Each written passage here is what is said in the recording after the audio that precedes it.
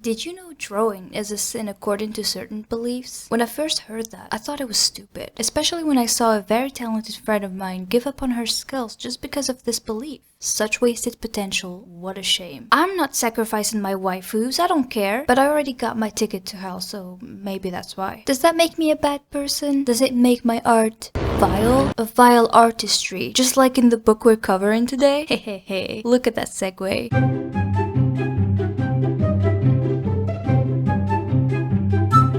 Vile Artistry is the first book of the Nightling Grimoire. Can we take a sec to appreciate these titles? Cause they're freaking cool. The author contacted me himself to ask me to read the book, which as a baby booktuber, I appreciate a lot. Thank you very much, I'm honored. Although, I don't see why you do that, cause now you'll have to watch me destroy the book. That's not true, but I will be honest, as I promised. So now I need you to give me your hand. Come on, give me it, cause I'm about to walk you through this and there's quite a few things I want to talk about.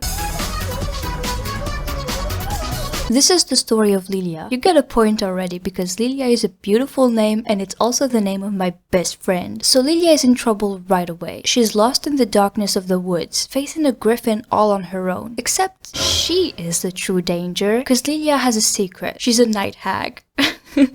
I'm sorry, I don't know why I think this is funny. She has this evil alter ego called Night Hag, a shadow that will jump at your face like a dementor to feed on your worst memories and your biggest nightmares. Lilia uses this power to defend herself against the griffin and the creature dies. How did she end up here, you're asking? Well, Lilia is from a tribe that's known as the Sildon, and when they hear she got some spooky power, they exile her. Even better, the person who makes this decision is her own mother, who's the chief at the time. Thanks, Mom! Lilia is cold and alone until a group of people finds her. I'm already panicking because I assume she's about to get captured, but nah. The man in the lead goes, "Hey yo, calm down. We don't want to hurt you. Actually, you wanna be my daughter?" I'm barely joking. Turns out this guy is a nobleman, Lord Lamford, and he's taken Lilia in as his foster daughter. I guess she's in luck? Not gonna lie, I thought that was super shady, but let's just move forward. Lilia is nervous at the idea of becoming a lady, so she stays at this inn where she works as a barmaid. She still hangs out with her noble family, and one day they all go hunting since Lilia is herself very skilled. So skilled she could beat a big creature on her own that night in the woods, but shh, they don't know. She just said something took it out, and that something is what's about to put her in big trouble because as everyone is enjoying their hunting session and happily capturing pigeons, they find a dead body. Dun dun dun! Now this is the catalyst of the entire rest of the story, and the reason is that body was not entirely normal. You see, in the Sildon culture, the dead have their eyes gouged out like the goddess they believe in so they can feel their way to the afterlife, because apparently you see better like that? Something of the sort. And as you can already guess, the Sildon tribe is immediately accused of committing this crime when in reality it was Lilia's doing. Or rather, the Night Hag's doing. She feasted on the poor man's memories of his dead wife. Yum. Then pushed him to chop suey. Except he survived, so Lilia took pity and finished him off before giving him a proper burial. But shh, they don't know. The government in place doesn't give a crap about the man. They just use him as an excuse to go after the religious Sildon folk because in this part of the land, we don't like religion. YouTube, please don't take this out of context. Lilia's new father sends 2 elf siblings after her tribe, and she's like, "Oh no, I gotta warn them." She goes all the way to them and they give her a warm welcome. Okay, they all hate her. Elf boy actually does his job and finds the Sildon. Panic! And he captures Lilia's pregnant sister. Panic! The sister dies because nobody's willing to help her, or the baby for that matter. Well, bye I guess. Lilia blames Elf boy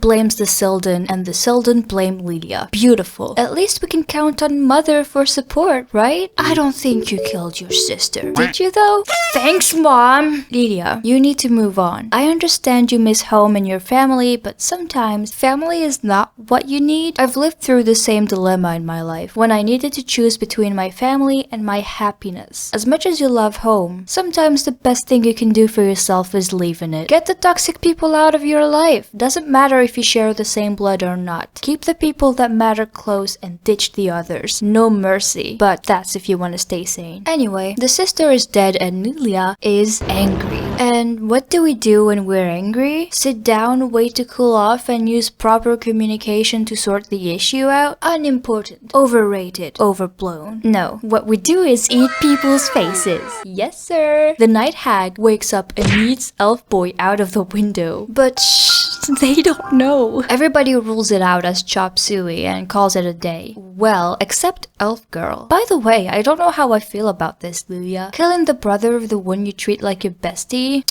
Anyway, this is a mess, and Lilia's genius idea to get out of it is blaming all of it on one single person. A werewolf. Yeah, werewolves are a thing in this world, though people treat it as superstition. But this dude is very real, and he's about to pay for meeting Miss Don't Call Me a Lady. Except not everything goes according to plan. Lilia, Elf Girl, and Lamford are in a carriage. They go through some village where people seem to be hiding and others are violently killed. Did you put two and two together? That's correct. The werewolf is behind this, and long story short, they kill him and awoo! Awoo! He dies. And now they're out of an alibi. Next, Lamford leaves. Somewhere, I don't remember. But the Seldons come in like, surprise, mother. And the chief goes, I'm going to commit chop suey. And he proceeds to stab his own neck. I don't know, don't ask me. What's interesting here is that when the mom says, go Lilia, go find your father, Lilia actually goes. It looks like she's made her choice. But alas, no happiness on the horizon. Because when Lilia finds Lamford, he's dead. But also not dead. He's in some kind of catatonic state, and the thing is, I don't even know what happened to him. I don't know if I missed it or just forgot about it, but yes, Dad is a husk now, and Lilia inherits all his responsibilities. The end for now. This was a speed run of a novel that's over 400 pages long. I'm mentioning the length here because it's one of... You heard me. I got some issues with the book. I mean, in general too, but as I said, the book is over 400 pages long, which is not that long, but for the content at hand, I think the story for this first book could have been wrapped up much faster if we didn't have so much talking. The book is certainly not plot driven, which is not an issue in and of itself, but something bothered me. Like the dialogues would keep going forever and I'd just be thinking, please let the story move forward. I liked some of the characters, but not enough to read through endless lines of some philosophical shtick they seem to come up with on the spot and for no reason. Now, some of these conversations were interesting. I highly enjoyed the discussions on religion, for example, but a good amount of the conversations could have been cut in my opinion, especially when it comes to world building. You have this character called Stan. I'm lying, his name isn't Stan, but it's close enough. You might have noticed how I barely mentioned names, and that's simply because I couldn't remember any of them. Yay me. I call Stan the exposition guy. He enters, he sits down, and then goes, why hello there, stranger. Let me tell you all about the history of this place. And he'd proceed blabbering for pages on end before leaving. I think he barely appeared at all after the story actually started, like, ugh, those Seldons, those barbarians. I don't want to be part of this book anymore. Blah, blah, blah, blah, blah.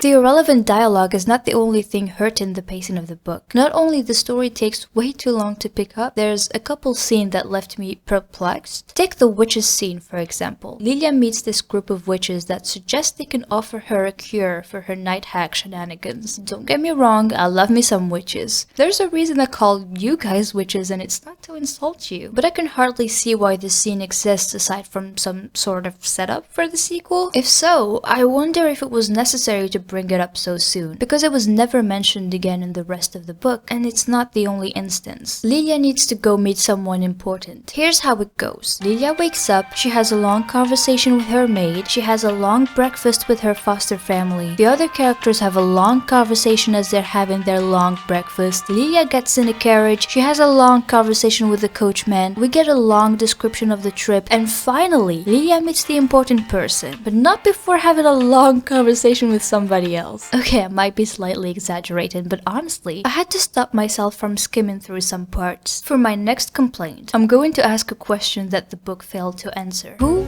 is Lilia? Lilia? I genuinely don't know. I can't even begin to describe her. I've encountered this in other books before, where I couldn't get a real sense of who the protagonist is. In Lilia's case, I was a bit confused at how she could go from a sense of guilt at the bad things she does to easily resort into lies and manipulation. She's not exactly the nicest to the people around her, and yet she's very much appreciated. There's nothing distinctive about her aside from her powers, and she seems to only be there to ask questions and enable other characters to do their talking. I don't even know how I feel about her, but I'm certain I would have liked her more if she had a stronger and better defined personality. This shallowness is also found in her relationship with pretty much everyone. Elf Girl, the people over at the inn, and her foster family, namely her adoptive dad. Oh, by the way guys, we did it! We did it! Hooray! We finally found a decent father figure that doesn't abuse his children and assault little girls. Yay!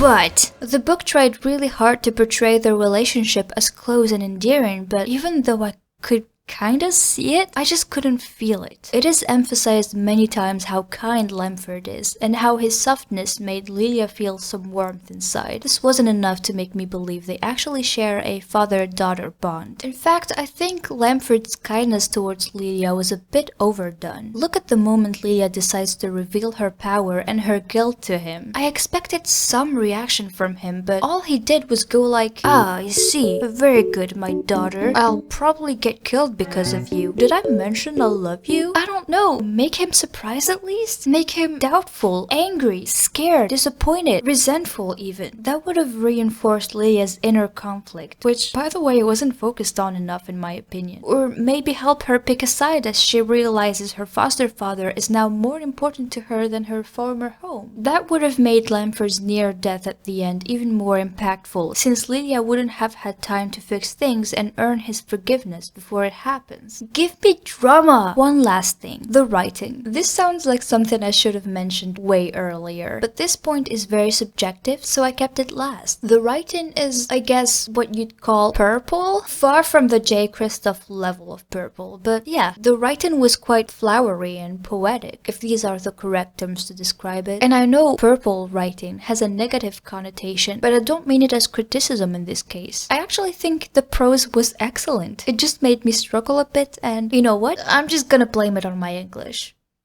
Vile Artistry has potential, so much potential, and I wish it showed its fullest. My main issues are the pacing and the characterization. The book would have been better if it was shorter, I think, and the characters lacked depth, but at least I didn't hate anybody, which is quite the achievement, believe me. Having to choose between two homes, being stuck between two cultures, all of this resonates with me and I really wanted to identify with that, but somehow it wasn't as impactful as I expected it to be. Still, I love the recurrent themes in the story. The premise is intriguing and the setting amazing. Lilia has such a cool power that adds on to the spooky, supernatural side, and I'm here for that. I would like to remind you all that everything I said in this video, and all my videos, is only my humble opinion. I very much respect the author and the work he's done on this book. I only wish him to improve in the future and hope that his book succeeds. Hashtag give some love to yourself, bubs. If you read the book and disagree with me, please tell me what you think in the comments. I would like to know. If you liked the video, make sure to give it a thumbs up and subscribe to my channel for more. I'll be leaving now to practice my vile artistry, or probably just be scared of the shadows in my room. Bye!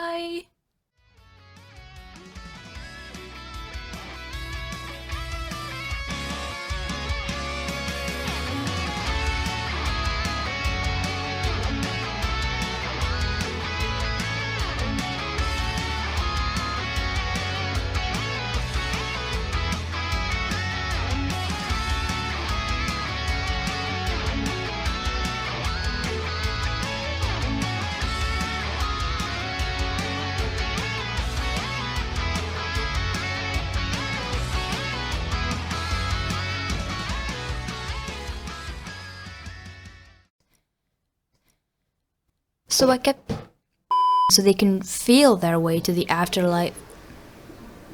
Merci d'avoir tiré la chasse là tout de suite.